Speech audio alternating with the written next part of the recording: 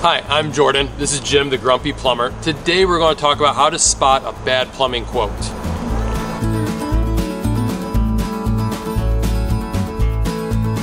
So, Jim, how would someone go about spotting a bad plumbing quote? How do they know? How do you think they might be getting ripped off? Well, it's easy. Some guy walks in the house and takes a look at him, backs off and says, "Whoa, that's going to cost you a lot of money, 10 grand or something." That's a bad plumbing quote.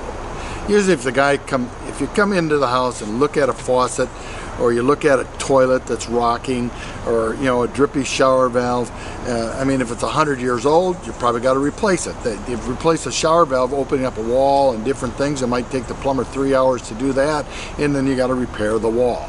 But I mean, a faucet, always ask for a time material job. A bid job is, they're going to make sure they don't lose, and you're going to pay more money usually on a bid. Or else you're going to hope like hell the guy loses. You don't want that. You don't want somebody to lose, because you're going to lose in the end of it. So I would say, ask what his hourly rate is, and usually it takes to repair a kitchen faucet maybe an hour. If you're going to replace that kitchen faucet or a lavatory faucet, kitchen faucet, it can take an hour and a half, because you're going to deal with a lot of stuff underneath a kitchen sink.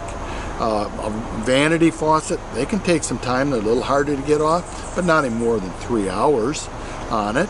And another thing too, if a guy comes in to do some service work and he's got a sidekick with him, you don't want to pay for that sidekick unless he's there to help out. I mean, if you were changing drains out, yeah, that's a different story. But don't take two people to change a faucet.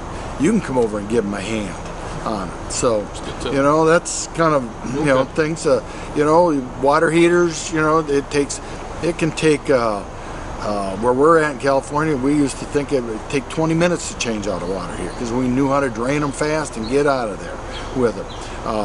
But still, and they do flat rates on water heaters. So a lot of companies are into flat rating. That's what you get when you go to a garage. They flat rate the thing.